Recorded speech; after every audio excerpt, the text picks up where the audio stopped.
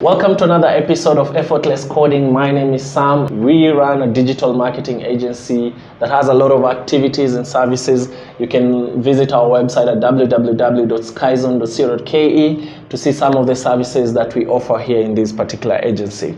And if you have any questions or you want a service done, you can always connect with us using these screens that you can see on this screen, or you can call us on this number that you can see on your screen.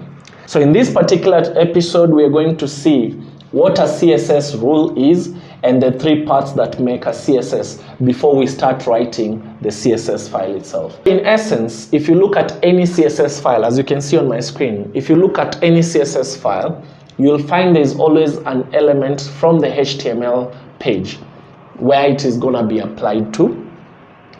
And you will see there are curly brackets. And within those curly brackets, you will see some statements. So this whole thing is what we call a CSS rule. So in essence, a CSS rule refers to a group of properties that are going to be applied in your HTML page. So if you remember in our HTML series, there was a time we dealt with an external style sheet where we defined the font size of our body, our body text. And we had given that as font size 14. As you can see on our screen, that is the styles.css file that we had created during the HTML series.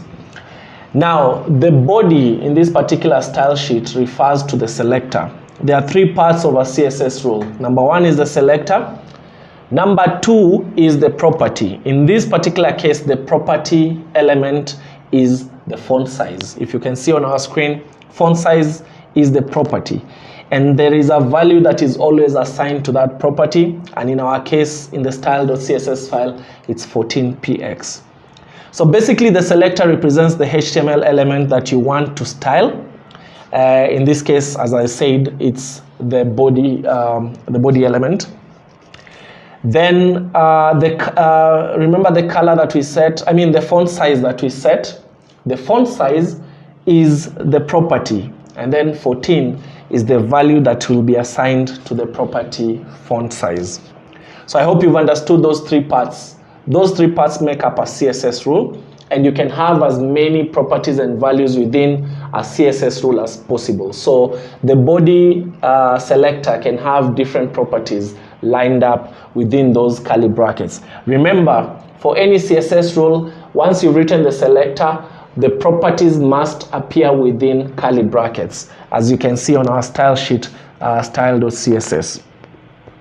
So now that you've learned the CSS syntax, next we're going to talk about CSS classes. And this is a very important episode that I don't want you to miss, because during this particular episode, we'll deal practically with how to apply classes in our HTML elements. And until next time, kudos!